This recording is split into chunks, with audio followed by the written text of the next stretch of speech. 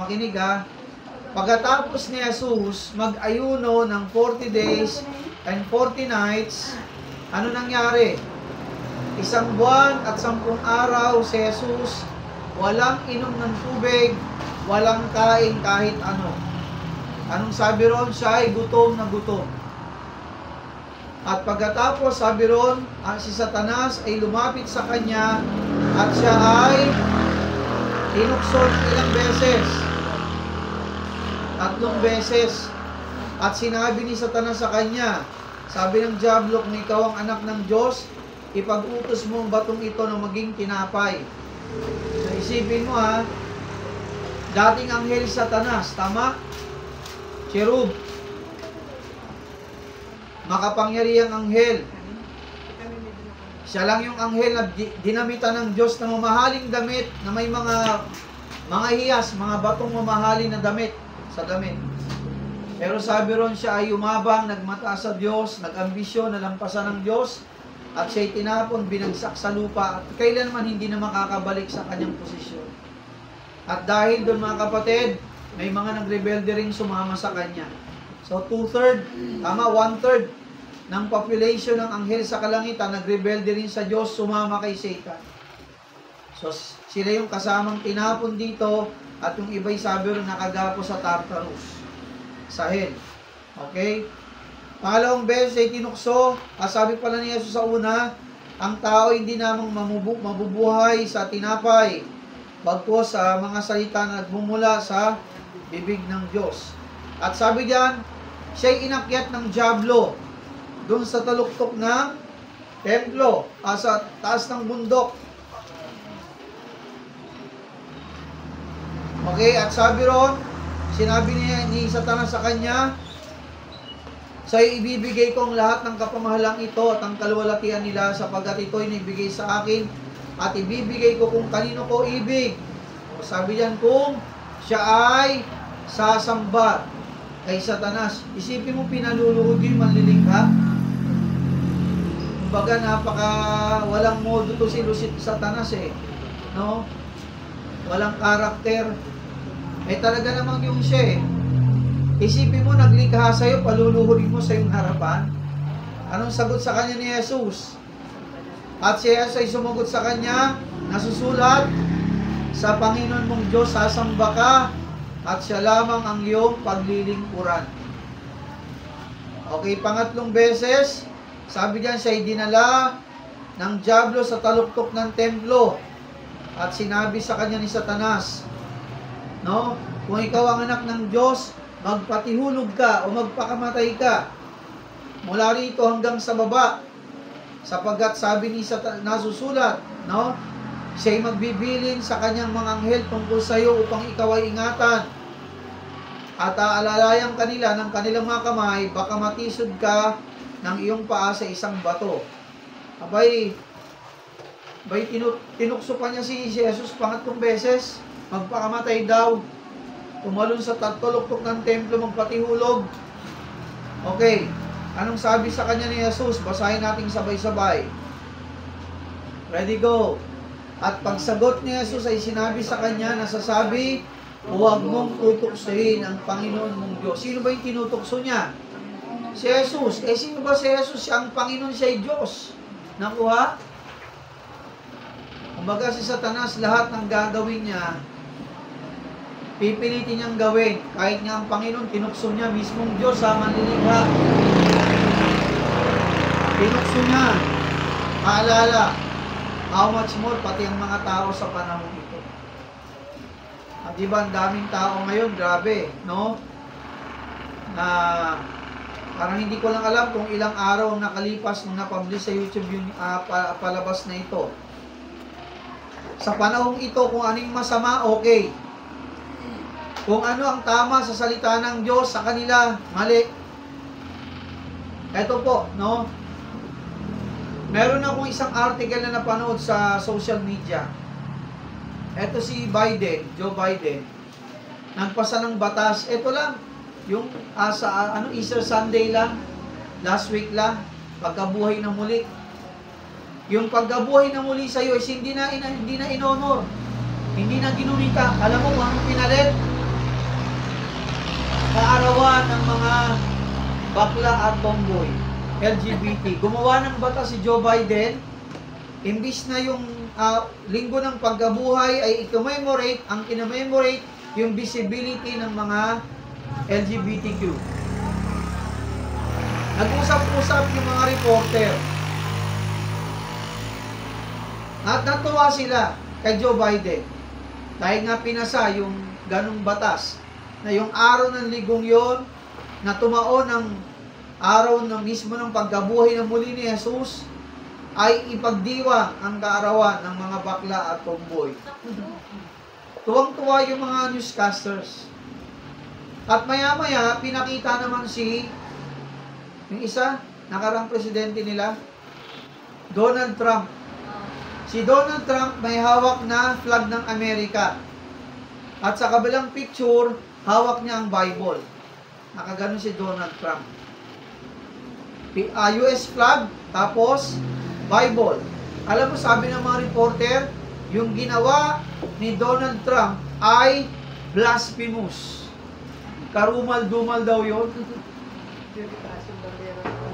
Tingnan mo ha, yung itaas ang kanilang bandila at itaas ang Biblia, ang salita ng Diyos sa mga walang Kristo, mga kapatid, makinig, karumal-dumal sa kanila yun. Yun ang sabi ng isang reporter to. Alam mo, sa panahong ito, mga kapatid, tayo ay nasa panahong maraming bulag na tao. Maraming sadlak sa dusa, maraming sadlak sa kasamaan. Sa kanila, ang masama ay mabuti. Ang kabanalan sa kanila ay karumal-dumal. So mga kapatid, talon tayo sa verse 18. Sabi diyan, mga kapatid, the Spirit of the Lord is upon me. So pagkatapos ng si Jesus ay tuksuhin, pumunta siya sa templo, tama ba, sinagoga. At sabi ron, mga kapatid, sabi rin sa sinagogue, pumunta siya ron Sabbath day. At sabi ron, si Jesus ay nagbukas ng libro na sinulat ni Prophet Isaiah. And when he had opened the book, he found the place where it is written. Sabi diyan, the Spirit of the Lord is upon me because He hath anointed me to preach the gospel to the poor. He hath sent me to heal the brokenhearted, to preach deliverance to the captives, recovering of sight to the blind, to set at liberty them that are bruised. Sa wikang Tagalog, anong sabi ni Jesus? 19, to preach the acceptable year of the Lord. Sa Tagalog, basahin natin ito. Ang sabi ni Jesus, yung binasa niyang talata mula sa Isaiah. Sabi ni Jesus, sumaakin ang Espiritu ng Panginoon sapagkat ako'y pinahiran niya upang ipangaral ang mabubuting balita sa mga dukha. Ako'y isinugo niya upang itanyag sa mga ibihag ang pagkaligtas at sa mga bulag ang pagkakita upang bigyang kalayaan ang mga nangaapi. At sabi sa verse 19, upang itanyag ang kaya-ayang taon ng Diyos. So mga kapatid, ito yung ating pag-uusapan. The sixfold ministry of Jesus Christ. Basin po rin sa Luke chapter 4, verse 18. Handa na ba kayo? Okay, unang-una. Ano ba ang unang ministeryo ng ating Panginoon? Pag sinabi nating ministeryo, ano bang layunin? Bakit siya narito? Okay, sabi diyan, unang-una, naparito si Jesus, sabi diyan, to preach the gospel to the poor. Ipahayag ang salita ng Diyos, mga kapatid, sa mga mahihirap, sa mga salat. Hindi lang po ito, mga kapatid, tumutukoy sa salat sa salapi. Kundi, mga kapatid, sa salat sa katotohanan. Nakuha, mga kapatid, maraming taong bulag. Maraming tao, mga kapatid, physically, parang ang yaman materially. Pero spiritually, mga kapatid, hikahos. Nagdurusa. Naghihirap. Bakit, pastor? Walang pagkakilala kay Kristo. Mga kapatid, yan ang dahilan bakit ka pa rito si Jesus. Di ba, ang sigaw ni John the Baptist, repent, di ba, for the kingdom of God is at hand. Yun din po ang sigaw ni Jesus. Magsisi, magsisi. Mga kapatid, ang mensahe ng kaligtasan ay hindi pa rin po nagbabago. ang tao po'y hindi pa rin nagbabago. Kung gaano kasama ang mga tao sa panahon ni Noah, ang daming bakla, tomboy, asawa ng asawa, magpapatulan. Yun yung panahon ni Noah eh. Bakit ginuho ng Panginoon yung mundo dati? Ganon din pong Sodom and Gomorrah. Isipin mo, pati bakla, pati mga batang maliliit, gustong rapin yung anghel na dalawa na pumunta sa tahanan ni Lot. Mga anghel, gusto nilang pagsamantalahan. Babae, lalaki, matanda, bata. Mga kapatid, hindi po bago yun. Ang mundo po'y pasama ng pasama. At ang sabi ng Biblia na parito si Jesus upang ihayag ang ebanghelyo sa mga kapuspalad. Hindi lamang po, ulitin ko, materially, kundi spiritually, mga taong kapuspalad, walang tunay na relasyon kay Kristo. Aba, yun din po dapat ang ating ibahagi. Amen? Amen. Magsisi ang tao. Talikuran ng pagiging makasalanan ang maruming buhay. Nakakalungkot mga kapatid ngayon, ang daming naglalaki ang simbahan, hindi na pinipreach ang pagsisisi. Anong pinipreach? Yayaman kayo, yayaman kayo. Giginhawa ang buhay nyo, giginhawa ang buhay nyo. Mahal kayo ng Diyos, mahal kayo ng Diyos. Walang masama doon. Pero pagdating sa ang tao ay magbalik loob sa Diyos, parang wala ka nang maririnig. Mga kapatid, hindi lamang po si Jesus pumunta rito para pagyamanin ng tao. Tandaan natin to, na parito si Jesus upang ihayag sa tao na ang tao ay magbalik sa loob sa Diyos. Amen? Magsisi. Gaya ng sinabi sa talata, sabi diyan mga kapatid, because He had anointed me to preach the gospel to the poor. Yun po yung una, mga kapatid, na mission ng ating Panginoon. Pangalawa, to heal the broken-hearted. Pagalingin silang mga wasak ang puso. Sugatan. Mga kapatid, maraming tao ngayon broken. Amen? Wasak ang pamilya, broken family, broken marriages, broken relationships, tama? Broken relationship between husband and wife. Broken relationship between father and children or mother and children. Maraming broken eh.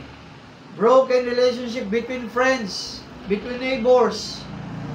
Mga kapatid, tandaan natin to si Jesus na parito siya upang ang tao ay bigyan ng kapayapaan. Amen? Abay, dati tayong mga broken, pero praise the Lord, dahil kay Kristo, binuo niya tayo. Okay, sabi ron mga kapatid, sa binasa natin sa Isaiah 53 verse 5, atin pong basahin ng English at Tagalog. Sabi diyan, but He was wounded for our transgressions. He was bruised for our iniquities.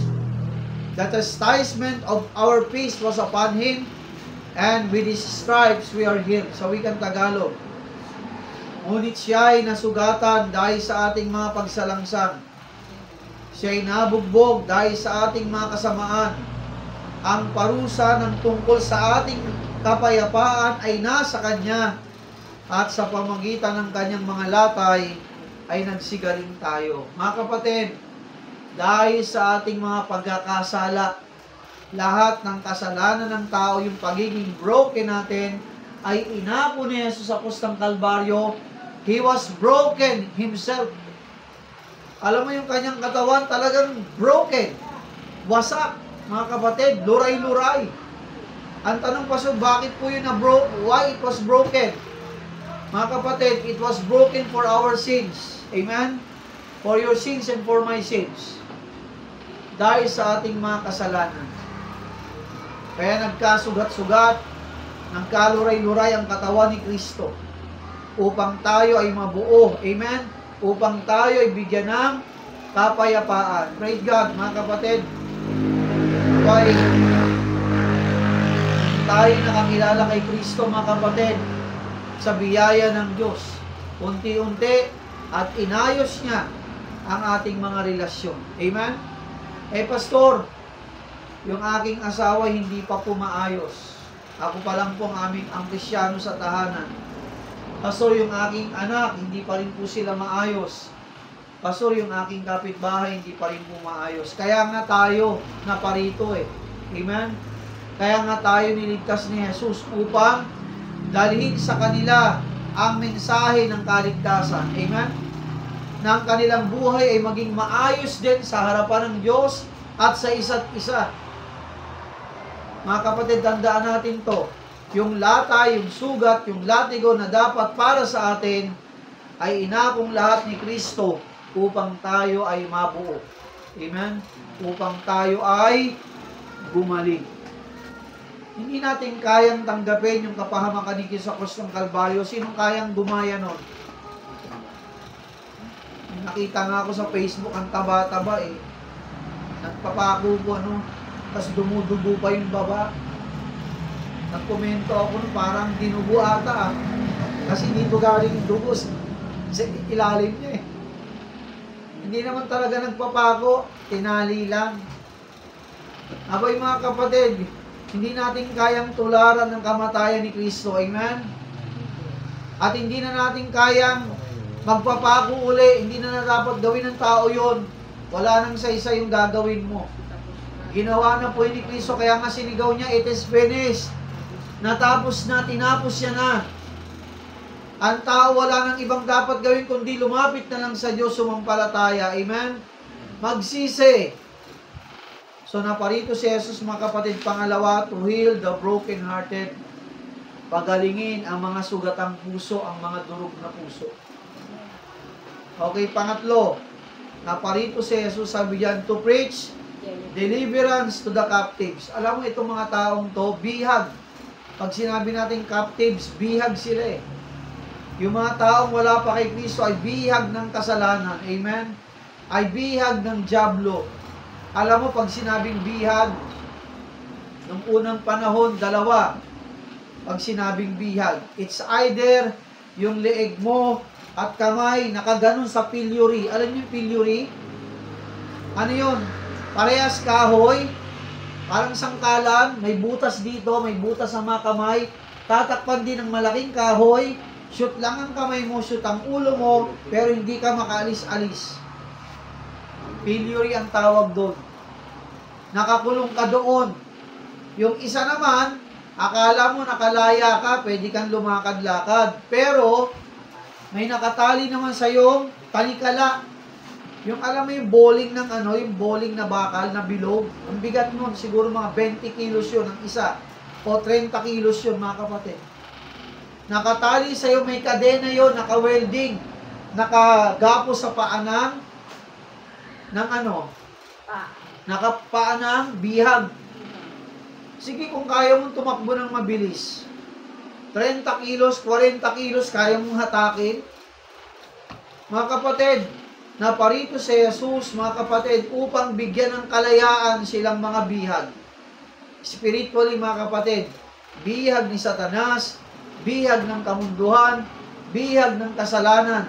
Naparito si Jesus upang sila ay palayain. Na dati tayong mga kasama ron. Amen? Ako rin po. Ay grabe. Ang hirap makawala sa kasalanan. Bisyo, I tell you mga kapatid, hindi ko alam kung anong gagawin ko. Pero alam ko mali yung ginagawa ko, pero hindi ko alam kung paano ito takasan at paano ako makawala. Pero mga kapatid, purihin ang Diyos. Amen? Pinalaya tayo ni Kristo. Amen? Mga kapatid, yun ang pangatlong dahilan bakit naparito si Jesus. Palayain silang mga bihag.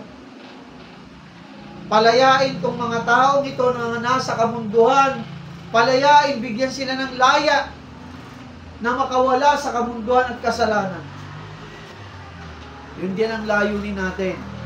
Ipangaral ang kaligtasan, mga kapatid, sa mga taong bihag pa ni Satanas. Nakuha po. Naalala ko last Sunday, pinalo up namin yung mga magulang ng mga bata noong nakaraang Sunday lang. Nakausap namin doon yung mga nanay. Siguro 6 na nanay. Ang Ang ganda, pinaunlakan kami. Pinaunlakan kami. Nag-uusap na kami. Abay, yung binuksan ko ng Bible at yung John 3:16, binabasa ko na at pinapaliwanan ko na. Tumayo yung isang lalaki. Sabi ng isang lalaki, itigil nyo yan. Itigil nyo yan. Sabi ko, kuya, mahal ka ng Diyos. Sandali lang po ito. Itigil nyo yan. Pamamahay ko ito. At galit na galit siya, parang umuusok ang kanyang ilong, tenga, sa galit. At pilit kaming pinapalayas. Dahil nga dalawang babae ang kasama ko, ayaw ko siyang kausapin eh. Ayaw ko pa sanang umalis. Naalala ko lang si Misha kasi Becca. Baka kung anong mangyari. Tahimik na lang kami. Sa isip-isip ko, naaawa ako sa'yo. Bihag ka ni Satanas. Sabi ko, ito po, iiwanan na kita ng trucks. O iwanan ko na lang po kayo ng buwan. Hindi, ayaw ko niyan. Iniwan ko talaga doon. Basahin niyo po yan, mahal kayo ng Diyos. Mga kapatid, ang daming taong bihag. Bihag ng kasalanan, bihag ng layaw, bihag ng kalaswaan, bihag ng kamunduhan, bihag ni Satanas. Mga kapatid, naparito si Jesus upang sila ay palayain. At yun din po dapat ang ating daladalang mensahe sa maraming tao. Bigyan sila ng kalayaan, kaligtasan mula sa pagiging bihag ni Satanas. Sabi sa Luke 4:18, ano sabi ron? He had sent me, He had anointed me to preach the gospel to the poor. He had sent me to heal the broken-hearted. Pangatlo, He had sent me to preach deliverance to the captives. Daming tao may bihag pa ng kapuntuhan. Sinong gagamitin ng Diyos? Tayo. Amen? Amen. Upang ibahagi ang deliverance, ang kaligtasan. At anong gagamitin ng Diyos, mga kapatid, upang sila'y palayain? Ang kanyang salita. Amen? Nadala-dala natin. Wala po tayong ibang pinapangaral kundi mahal sila ng Diyos. Kailangan nilang magsisi. Amen? Kailangan nilang sumampalataya kay Kristo. Kailangan nilang iwaksi talikuran ng kanilang masamang buhay. Sabagat there is a judgment day. Hell and the lake of fire, mga kapatid. Pang-apat, the fourth purpose ministry of Jesus Christ. Number 4, recovering sight to the blind. Sa wikang Tagalog, pagbabalik ng paningin sa mga bulag. Okay, sabi sa Matthew 15:14, basahin po natin to. Let them alone. They be blind leaders of the blind, and if the blind lead the blind, both shall fall into the ditch. Sa wikang Tagalog, pabayaan nyo sila. Sila'y mga bulag na taga-akay. At kung ang mga bulag ay umaakay sa bulag, kapwa sila mahuhulog sa hukay. Mga kapatid, ang dami ngayong kulto. Mga leader ng kultong mga bulag din. Ayaw tanggapin si Jesus ay Diyos na nagkatawang tao. Anak ng Ama, ayaw tanggapin. Mga kapatid, nakakalungkot. Ayaw tanggapin ang Diyos na hayag sa tatlong persona. Ayaw nilang tanggapin. Ayaw nilang tanggapin to at hindi pinapabasa sa mga miyembrong Biblia. Meron namang pinapabasa pero ibang version ang kanilang daladala. Yung gusto nilang version. Yung kanilang dinoktor at dinayang hindi na salita ng Diyos, mga kapatid. But praise God, as Baptist, mga kapatid, we have the true Word of God. Amen? Nasa atin po ang katotohanan ng tunay na salita ng Diyos. At ang Bible, hindi sa atin bawal. Amen? Sabi nga ng Bible, study. Read. Meditate. Sabi ni Jesus, I am the bread of life. Aba, hindi po sa atin pinagkait ang salita ng Diyos. Sabi ng Bible, if the Son hath made you free, He shall be free indeed. Nakakalungkot yung napanood ko sa YouTube. Anong sabi ng isang lalaki, kulto rin? Ang pakikinggan namin yung aming leader lang. Hindi na namin kailangan magbasa ng Biblia. ibabaw na kaligayahan. Ang bihirang yan. Eh, yung tinuturo ng kanilang leader, wala na sa salita ng Diyos eh. Nakakalungkot mga bulag. Amen? Anong sabi ni Jesus? Siya naparito upang ibalik ang paningin ng mga bulag. Abay mga kapatid, dati po tayong bulag sa katotohanan. Amen? Bulag sa Diyos, kumbaga may anyong pagiging Diyos, may anyong kabanalan, pero wala naman sa katotohanan. Anyo lang, peke. Mukhang Nokia. Peke naman. China naman, made in China. Mukhang Apple. Apple-apulan lang, yung pala Apple lang. Peke din. Hindi naman talaga original. Mga kapatid, maraming taong ganon. Akala nila, physically, may mata sila. Tama? Pero spiritually, mga kapatid, marami tayong kababayang mga bulag sa katotohanan. Yung iba dyan, mga kapatid, mahal natin sa buhay. Yung iba dyan, mga kapatid, mga close friends natin. Yung iba dyan, siguro mga young people, kaklase nyo sa school. Kapitbahay natin. At minsan, baka mamaya, sa lupa ng ating simbahan, may mga hindi patunay na Kristiyano.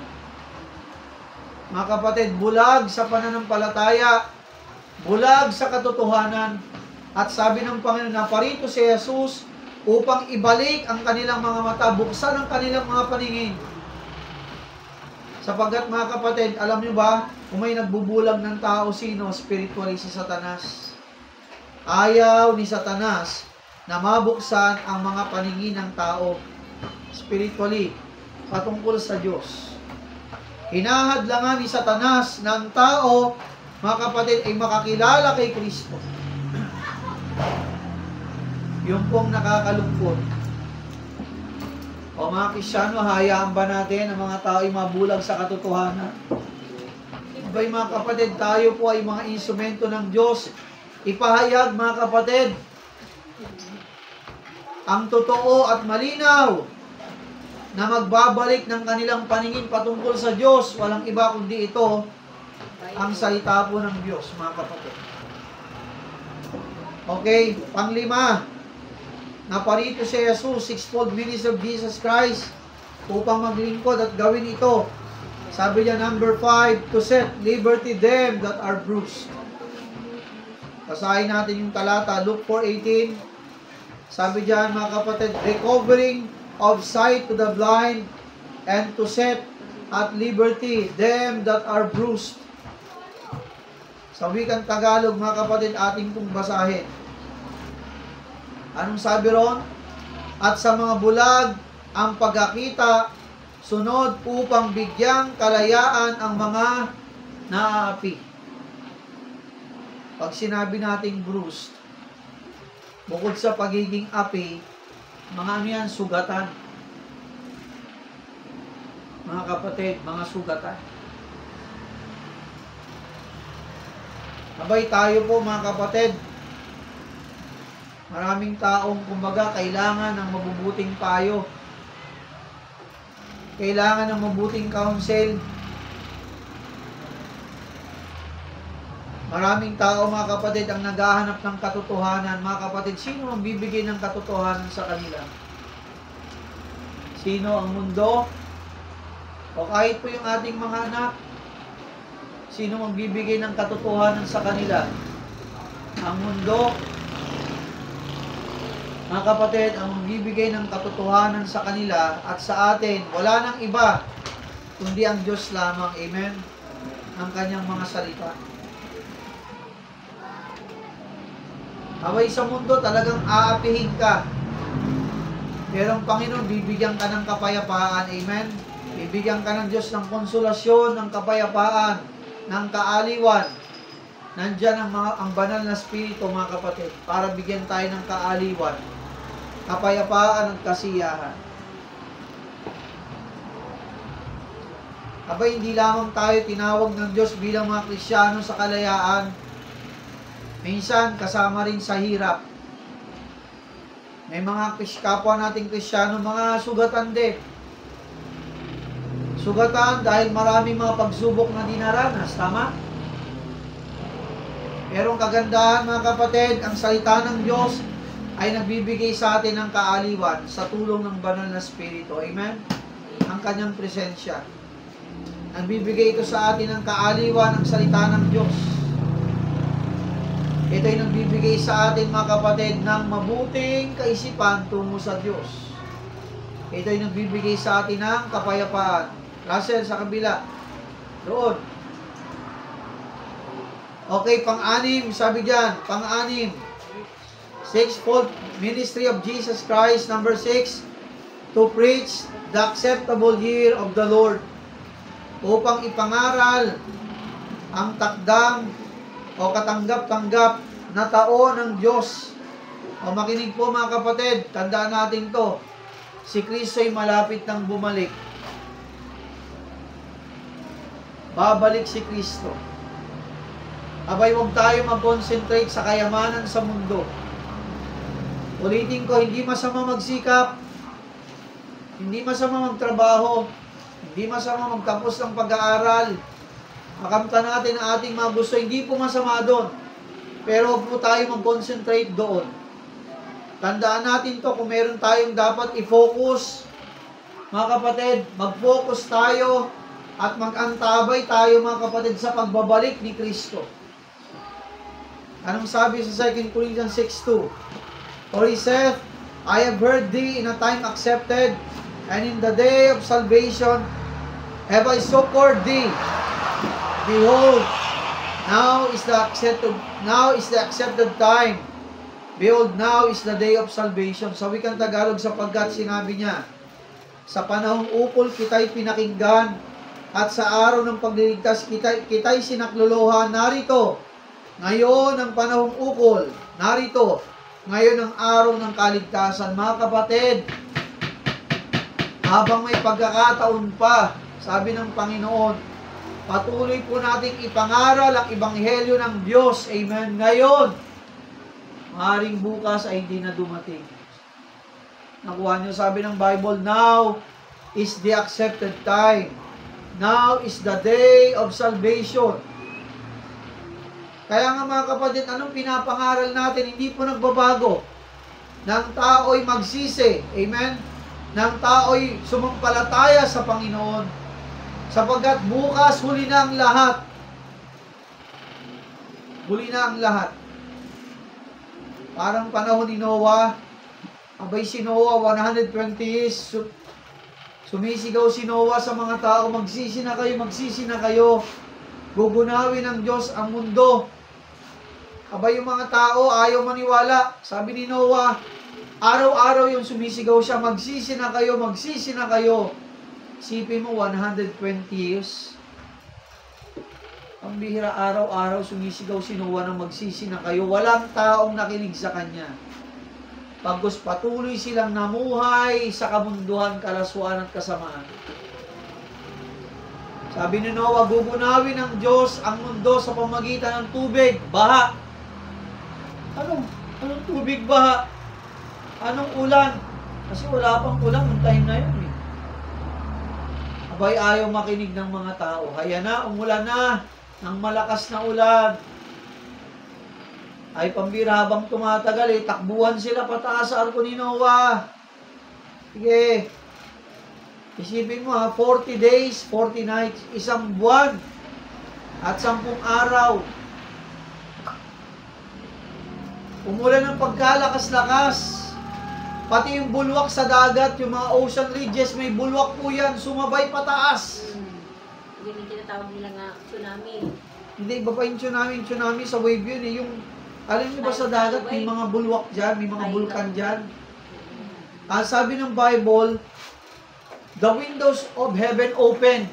At ganun din po sa ilalim ng lupa, bumukas din yun at sabay. Bagsak ang napakalakas ng ulan, pababa, at yung bulwak sa dagat, pataas naman. Ay, pambira kaya ng baha. O, ito na ngayon yung mga tao, Noah! Tama ka nga, tama ka. Nagsisisi na kami. Pero ang sabi ng Bible, and the Lord shut the door. Mga kapatid, at sinara ng Diyos ang pintuan ng arko. Kaya bang buksan ni Noah kung ang Diyos ang nagsara? Hindi. Hindi na kaya. Kahit magpulong-pulong pa sila ng 3 niyang anak na lalaki at 4 na babae, hindi nila kayang buksan yun. Bakit? Ang Diyos ang nagsara ng arko. Pintuan ng arko. Mga kapatid, darating ang panahon, isasara din ng Diyos. Sabi ng Bible, darating ang panahon, ang kanyang tenga tila'y bingi sa pag-iyak ng tao. Ang kanyang mga mata, sabi ng tila'y, para bang ibipikit niya. At ang kanyang mga kamay, para bang paiikliin niya. Na kahit anong tawag ng tao sa Diyos, hindi siya makikinig. Bakit? May panahon, mga kapatid, ng Diyos ngayon habang nagpapatawad siya. Abay, ang tao ay dapat lumapit na sa Kanya. Sapagkat kung paanong si Noah, sinara ng Diyos ang arko. Makinig, mga kapatid. Sabi ng Panginoon, ngayon ang araw ng kaligtasan. Bukas, wala na. Wala na. Kawawa ang may iwan pagdating ni Antikristo. Kawawa ang may iwan. Hindi ka makakabili kahit may pera ka kung wala kang tatak ng 666 dito tsaka dito sa noo. Maaring dito tsaka dito. Yan yung sinasabi ko sa Bible. Pag wala kang tatak, huhulihin ka. Pipilitin kang tatakan. Mga kapatid, talagang papatay yung mga walang tatak, mga kapatid. Yung unang 3 taon kalahati, kala mo okay, payapa. Pero pagdating ng ikalawang parte na 3 taon at kalahati, doon na magpapakilala si Antikristo. Pero good thing, tayo po bilang mga Kristyano, bilang Baptist, bago pa mga kapatid, bumalik si Kristo during the rapture, of course. Sabi ron, ang mga patay ay kanyang bubuhayin, bibigyan ng bagong katawan, makalangit ng katawan, at ganun din tayo mga buhay na aabutan ni Kristo, babaguhin din ang ating katawan, at bibigyan tayo ng makalangit na katawan, gaya ng mga anghel, at sabay, sasalubungin natin si Jesus sa alapaap. At pagkatapos nun, mga kapatid, yun na, yung Great Tribulation na. Mga kapatid, habang may pagkakataon, ang tao ay magsisi. Amen? At habang tayo po ay may pagkakataon bilang mga Kristyano, abay ipagsigawan natin, ang tao ay magsisi. Amen? At bumalik sa Diyos. Talikuran ang malaswang buhay, ang makasalanang buhay, ang makamundong buhay, ang maruming buhay, at lumapit sa Diyos, mga kapatid. Sapagkat, mga kapatid, kung may umaga, may takip sining. Masaklap kapag ang Diyos pinikit niya ng kanyang mga mata, tinakpan ng tenga, hindi niya na hinaba ng kanyang kamay, na kahit anong sigaw ng mga tao, hindi na siya makikinig. Habang may pagkakataon, ngayon na yon, ang tao ay lumapit sa Diyos. Amen? Ang pera, walang magagawa yan, mga kapatid, hindi ka ililigtas na. Dito, kailangan natin yan. Pero pagdating sa Diyos, kaligtasan, papuntang langit, walang ibibigay ang pera. Dito lang po yun sa mundo. Pero mga kapatid, tandaan natin ito. Abay, ipangaral natin ang Ebanghelyo ni Kristo. Amen? Abay, adult, sumama kayo. Sa pag-follow up sa mga magulang ng mga kabataan, nandun na sila, naabot na natin eh. Praise God, may mga kabataang nakakapagsimba na sa atin. Pinapayagan ng magulang pero hindi natatapos yun doon. Dapat pati mga magulang nila, inaabot din natin. Abay, dapat sumama po kayo. Pwede kayong sumama ng Biyernes, Sabado, or Linggo ng hapon sa pag-follow up. Kasi hindi po namin kakayanin kami-kami lang. At wag lang nating iasa sa mga young people, mga adult, hello. Abay, sumama po kayo. Makiisap po kayo, magbigay kayo ng oras sa Panginoon, maglingkod. Hindi ko naman sinasabi sa inyong Lunes hanggang Linggo, sumama kayo. Kahit 1 beses, 2 beses, 1 linggo, abay, sumama po tayo. Amen? Ano yung 2 oras, 1 oras na paghahayo, pag-follow up? Abay, sabi ng Panginoon, mag-ipon tayo ng mga kayamanang makalangit. Alam niyo ba yung mga kaluluwa ng mga bata? Kaluluwa ng kanilang mga magulang na nadadala natin sa Panginoon. Kayamanan po yan. Recorded yan sa langit. Lahat ng ginagawa natin para kay Kristo, nakatala po yan sa isang libro sa langit. Kasi 2 libro sa langit, di ba? Libro ng buhay, isang libro po yun, nakasulat yung mga ligtas. Pag wala ang pangalan mo ron, hindi ka ligtas, tapon ka sa impyerno. Yung isang libro naman, nakasulat naman lahat ng ginawa ng Kristiyano na mabuti para kay Kristo. Nakuha niyo mga kapatid? Paano kung wala tayong nagawang mabuti para sa Kanya? Anong mukha may iharap natin sa Diyos? Nakakahiya tayo. Di ba, Clifford? Clifford, alin na alin. Mga kapatid, abay sabi nito, ngayon ang araw ng kaligtasan. Patuloy natin ipagsigawan. Amen? Na ang tao'y magsisi, magbalik loob sa Diyos, at sila'y tumalim at sumampalataya kay Kristo. Balikan natin yung 6, mga kapatid. Ano yung 6? The sixfold ministry of Jesus Christ, to preach the gospel to the poor, ipahayag ang ebanghelyo sa mga dukha, to heal the broken-hearted, pagalingin sila mga sugatang puso, to preach deliverance to captives, ibahagi ang kaligtasan sa mga bihag, palayain sila, recovering the sight to the blind, sila mga bulag, bigyan ng Panginoon ng paningin. Sabi diyan, to set liberty them that are bruised, at sila mga api, bigyan sila ng laya, kapayapaan, at pang-6, mga kapatid, ibahagi ang katanggap-tanggap na taon ng Diyos, at ngayon ang araw na yun, mga kapatid. Ang kaligtasan, kailangan ng mga tao. Okay, as we close, basahin natin yung 2 talata. Anong sabi diyan? Basahin natin yung John 4:35. Ready, go. Say not ye, there are yet 4 months, and then cometh the harvest. Behold, I say unto you, lift up your eyes, and look unto the fields, for they are white already to harvest.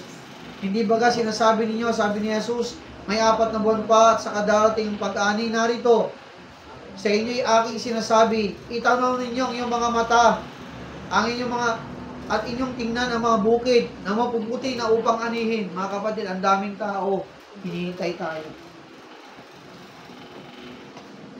Ang Tagaytay na lang, ilang barangay na lang, 33 barangays, ilang barangay nang naabot natin sa Panginoon. Ilang barangay na. Ilang kaluluwa na naakay mo kay Kristo. 2 Timothy 1:7. Paso, natatakot ako eh. Paso, nahihiya ako. Paso, anong sasabihin ko? Anong sabi sa 2 Timothy 1:7? Sabay-sabay nating basahin. Ready, go.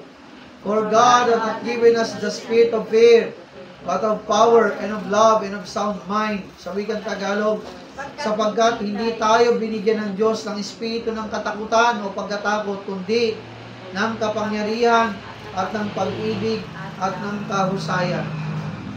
Mga kapatid, huwag nating ikahiya ang ebanghelyo ni Kristo. Amen? Huwag din tayong matakot na ipangaral ang ebanghelyo ni Kristo. Huwag tayong matakot na ibahagi ang tracts, ibigay ang tracts sa mga tao. If you have the opportunity, mga kapatid, every day, share the gospel to the lost. Share the gospel to the lost. Ang tanong ko sa inyo, mga kapatid, when was the last time you give tracts to someone? When was the last time, mga kapatid, you share the gospel to your friend, to your co-employee, to our neighbors? Kailan yung huling panahon na binahagi mong salita ng Diyos sa kanila? Mga kapatid, souls are dying. Souls are perishing. Hayaan ba natin silang mamatay na lang na walang pagkakilala sa Diyos at mapunta sa impyerno? Mga kapatid, trabaho natin yung bilang Kristyano. Dalhin ang salita ng Diyos sa kanilang mga hindi pa ligtas. Trabaho po natin. Tayo pong lahat mga kapatid ay tumayo. Manalangin po tayo. Tayo pong lahat ay tumayo. Tayo po ay mananalangin sa Panginoon. Mga kapatid, sabi ng Panginoon, ngayon ang araw ng kaligtasan. Ngayon ang tamang panahon mga kapatid upang ikaw at ako ay kumilos at ibahagi ang Ebanghelyo sa mga taong wala pa kay Kristo. Anong ginagawa natin? Hayaan na lang ba natin sila mga kapatid mapunta sa impyerno? Mamatay ng lugmok? Mamatay sa kasalanan? Mamatay ng walang kalayaan? Hayaan na lang ba natin mga kapatid ng tao'y magdusa sa lawa ng apoy? Mga kapatid, habang nakayukot ng kapigit ang bawat isa, habang nakayukot ng kapigit ang bawat isa, tanungin mo yung sarili, anong ating ginagawa? Amen? Tayo ba'y lagi na lang bang uupo sa upuan at walang gagawin? Ipagdadamot ba natin ang pag-ibig ni Kristo sa maraming tao? Sa mga kabataan, kahit sa kanilang mga magulang? Mga kapatid, ang biyaya ng Diyos, kumpleto niya ang binigay sa atin. Ang masagana niyang biyaya. Ang kanyang mga salita, mga kapatid, binigay niya na sa atin. Ang kanyang bugtong na anak na si Jesus, binigay niya sa atin. Anong gagawin natin? Mga kapatid, habang nakayukot, nakapikit, kung ikaw ay tunay na Kristyano, alam ko may habag ka rin sa mga taong wala pa kay Kristo. Sapagkat ako'y naniniwala, kung tunay kang Kristyano, yung puso ni Kristo na mahabagin sa mga kaluluwa, meron ka nun. Hindi pwedeng wala. Ilalagay yan sa puso mo ng banal na espiritu ang pagkaawa sa mga taong wala pa kay Kristo. Mga kapatid, anong natin ginagawa? Parating na si Kristo. Ang mundo'y hinahanda na ni Antikristo para pagharian. Anong ating gagawin? Kailan mo pa ibabahagi ang Ebanghelyo ni Kristo? Kailan mo pa ipapakilala ang tao sa ang Diyos o si Kristo sa mga tao? Kapatid, habang nakayukot nakapikit, sa saliw ng awit na ito, kung ang tugon mo, Pastor, nais ko rin maging kabahagi ako ng Panginoon. Nais ko rin pong matutunan, nais ko rin ibahagi ang salita ng Diyos sa mga tao, itaas mo yung kamay. Salamat. Pastor, ayokong pong ipagkait, ayokong itagong Ebanghelyo ni Kristo sa mga tao. Ayokong ako lang ang pumunta sa langit, tapos sila'y hindi, mamahal ko sa buhay, hindi. Kaibigan ko, kapitbahay, hindi. Pastor, gusto ko rin sila'y mabahagi na ng salita ng Diyos. Meron po ba sa inyo? Salamat sa mga nagtaas. Members, ikaw rin ba'y magiging kabahagi? O hahayaan mo na lang, titingnan mo na lang ang mga tao mamatay at mamatay na walang Kristo sa kanilang buhay at tuluyang mapahamak sa impyerno at sa lawa ng apoy. Mga kapatid, kung ikaw ay nagtaas ng kamay at ang sagot mo ay, "Oo, Pastor, magiging kabahagi ako," lumapit ka sa altar sa unahan at sabihin mo sa Panginoon, tao sa puso mo, "Panginoon, nais ko maging kabahagi sa ikaliligtas ng maraming tao."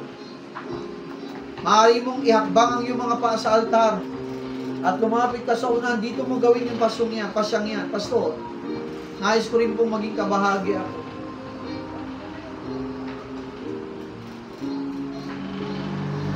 Ang buhay ng tao lilipas, magwawakas. Pero kawawa ang tao na walang pagkakilala sa Diyos.